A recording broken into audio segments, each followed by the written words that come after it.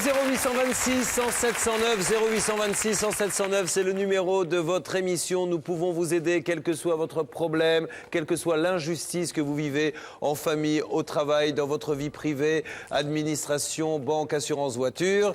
Nous pouvons vraiment vous aider avec nos journalistes et nos spécialistes. N'hésitez pas à appeler. L'adresse, la voici, de sans aucun doute. Pas de documents originaux, vous le savez. Ainsi que le net tf1.fr, rubrique sans aucun doute. Nous allons une nouvelle fois vous prouver que lorsque nous n'arrivons pas à régler le jour même un problème, eh bien nous mettons le temps qu'il faut, mais nous arrivons toujours à avoir des solutions. Retrouvons sur ce plateau un couple que vous avez certainement vu déjà dans cette émission. Il s'agit de Marc et Sandrine.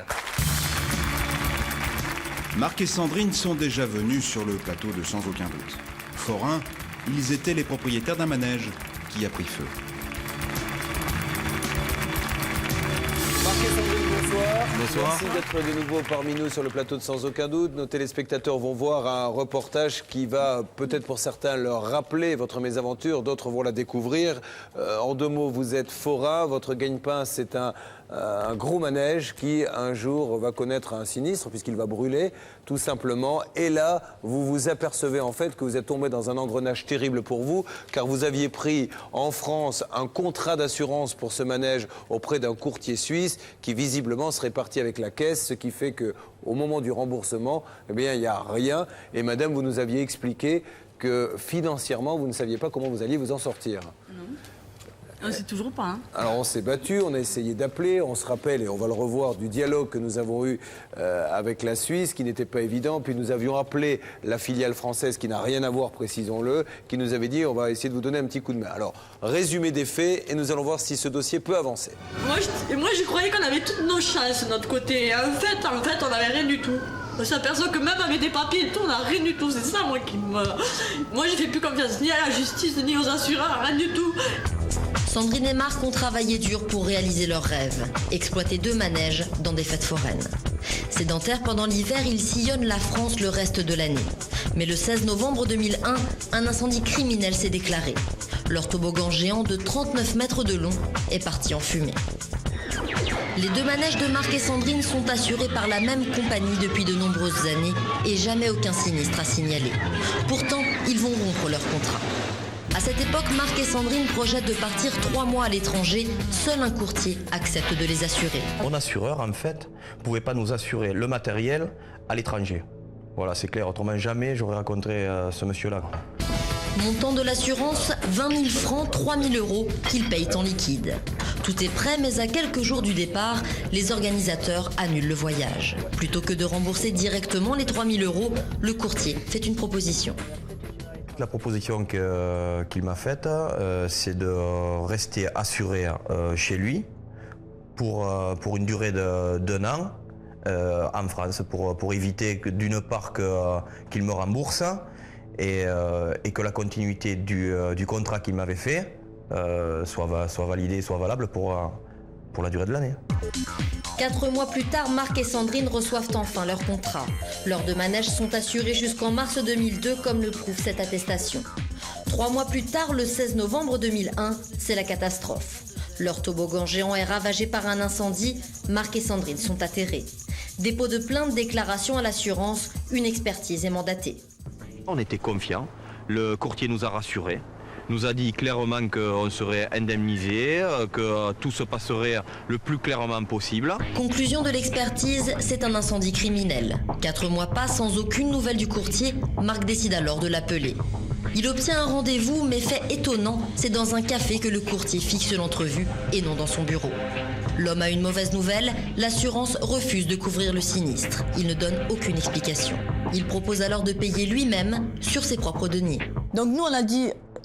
On est assuré, on vous a donné l'argent à vous, donc que ça soit la compagnie ou vous qui nous payez, nous on ne veut pas savoir. Et c'est vrai qu'il nous rassure de tel point qu'il nous dit fin mars vous aurez le chèque, que nous on est partis très confiants. Encore une fois, c'est une question de temps, mais début avril, toujours pas de chèque. Le couple cherche à joindre le courtier en vain. Le courtier ne donnera plus jamais signe de vie. Inquiets, Marc et Sandrine se décident à appeler directement le siège de la compagnie d'assurance pour savoir quand ils seront enfin indemnisés. Et là, mauvaise nouvelle. L'employé lui annonce qu'il n'était plus assuré au moment du sinistre. J'y ai dit que j'avais payé à l'année à notre courtier Mais lui a été bien clair. Il m'a dit, au mois de juillet, vous n'avez pas payé votre cotisation. On a résilié de suite. Sandrine et Marc tombent de haut. Où sont passés les 3 000 €? Le couple apprend alors que cela fait plus de 6 mois que les 2 manèges ne sont plus assurés. La compagnie nous dit qu'on a été résilié chez eux, qu'ils ont bien envoyé une lettre de résiliation, mais qu'ils l'ont envoyée au courtier. Nous, de notre côté, on n'a jamais reçu de lettre de résiliation. Alors, à nos yeux, on était toujours assurés. Désormais, le courtier n'est plus joignable. L'assurance ne veut rien savoir, mais Marc et Sandrine doivent continuer à travailler pour vivre. Et sans leur manège, c'est impossible. L'assurance est aujourd'hui le seul interlocuteur capable de répondre aux questions de Marc. Il décide d'appeler le siège pour obtenir des explications. Moi, ma prime, je l'ai payée à l'année et j'ai des papiers et des contrats de chez vous qui attestent que je suis assuré jusqu'au 31 mars 2002. Moi, le sinistre est arrivé au mois de novembre. Pour moi, j'étais bien assuré. Non, mais je me souviens très bien, donc la prime n'était pas payée, donc il n'y avait pas de couverture au moment du sinistre. Moi, j'ai des contrats qui sont intitulés à votre assurance. Je ne vais pas vous lâcher, moi. Je vous garantis, je ne vais pas vous lâcher. À ce jour, on doit toujours de l'argent. Mais bon, c'est sûr qu'on le rembourse, mais c'est pas normal. Chose qu'on n'aurait pas si jamais cette compagnie avait tenu ses responsabilités et fait son travail, parce qu'on ne demande pas grand-chose. On lui demande de quoi? De faire son travail. On a un contrat en bonne et due forme, qu'elle prenne ses responsabilités par rapport au client, qu'elle indemnise. Le 2 avril dernier, nous recevions Marc et Sandrine sur notre plateau pour débloquer la situation. Julien Courbet veut tenter de renouer le dialogue. Il appelle directement la personne en charge du dossier Sagnier en Suisse. Donc vous connaissez leur histoire. Ils ont un courtier. Ce courtier traite avec vous. Eux paient leur assurance, mais visiblement le courtier ne vous donne pas l'argent.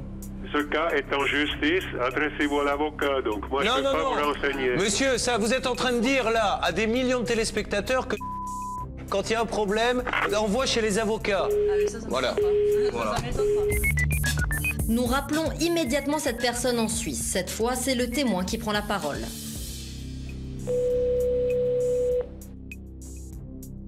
Oui? Oui, bonjour, c'est Monsieur Sagnier à l'appareil. Oui, bonjour monsieur. Oui, je vous souvenez de moi? Oui, bien sûr, et je vous ai déjà répondu, n'est-ce pas? Moi je ne réponds pas par téléphone. D'accord? Et pourquoi vous voulez pas Au revoir, répondre par monsieur. téléphone? Donc ce monsieur a suivi une formation accélérée de raccrochage dans une grande école américaine où l'on sort les meilleurs raccrocheurs du monde, et il est visiblement sorti major de sa promotion car il maîtrise cela avec un art. C'est incroyable. L'accueil téléphonique de cette assurance reste un grand moment. Bien. Nous tentons alors d'appeler le siège français de cette compagnie d'assurance. Le service de communication nous répond. Julien Courbet lui explique le dossier. Là, si vous voulez, c'est vraiment à notre filiale suisse de vous répondre, mais on les a évidemment sensibilisés de votre appel et de votre démarche pour que justement, eux de leur côté, ils puissent apporter une réponse claire à l'assuré. Cette dame s'engage à alerter la Suisse sur ce dossier épineux. Quelques heures plus tard, nous rappelons la Suisse. Sandrine est à bout, le directeur en personne lui répond. Moi, ça fait 2 ans et demi que j'en ai marre de cette histoire. Je veux un geste de votre part. Un geste. Parce que ça représentait Juste 7 un euros. geste. C'est trop d'argent en jeu. Nous, on a perdu notre assurance.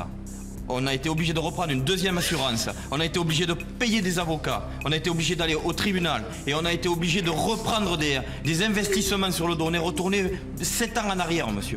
Voilà, monsieur. Écoutez, je vais me pencher là-dessus avec mes collaborateurs et puis on va regarder ce qu'on peut faire. Merci 1000 fois, monsieur. C'est digne d'un grand patron d'entreprise. Cette compagnie d'assurance a-t-elle réétudié le dossier? Où en sont les négociations? La réponse tout de suite. Alors, rappelons que cette émotion qu'il y avait sur le plateau est due au fait que vous aviez tout perdu. Hein. Il ne faut pas que les téléspectateurs croient que c'était un caprice d'avoir perdu un manège. C'était votre gagne-pain, monsieur. Hein. Non, effectivement, et en plus de ça, ça fait 2 ans et demi que ça dure.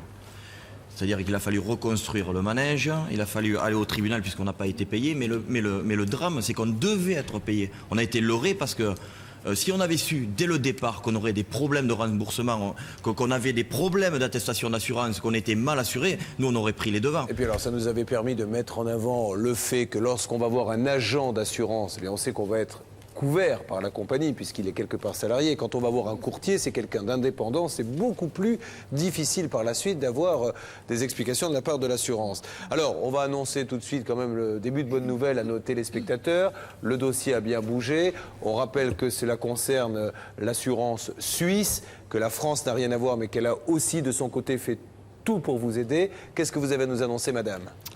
Ce que j'ai annoncé, c'est que j'ai un inspecteur des sinistres qui est venu nous voir, il a épluché le dossier, il nous a dit qu'on avait tous les papiers en bonne et due forme, les attestations toutes les attestations, et qu'on avait tout à notre pouvoir pour être remboursé. Donc il a dit qu'il allait faire pression sur les Suisses pour payer. Et en fait, j'ai reçu un courrier le 5 mai qui atteste qu'ils ne se sentent pas concernés, mais que toutefois, à bien plaire, ils nous donnaient un montant unique de 15 000 € et qu'ils prenaient en compte les éventuels frais pour attaquer le courtier. Et ils sont prêts à nous payer tous les frais.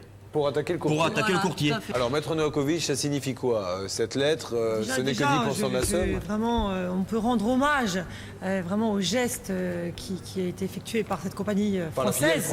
Absolument, qui n'était pas obligée de le faire. Donc déjà, bravo.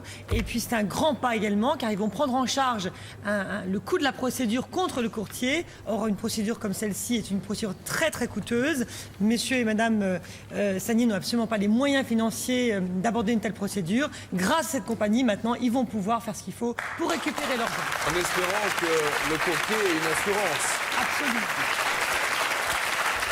Vous avez une maigre satisfaction quand même. La France leur a mis 3 buts, donc récemment, lors du championnat d'Europe. C'est une petite vengeance. Ils n'ont pas rafloué mon compte. Non, ça malheureusement. On salue nos amis suisses d'ailleurs qui suivent cette émission. Bon, on ne va pas vous laisser tomber, c'est que le début, c'est déjà un début de bonne nouvelle, je crois, et on va aller encore plus loin ensemble, d'accord ? Allez, merci à tous les deux.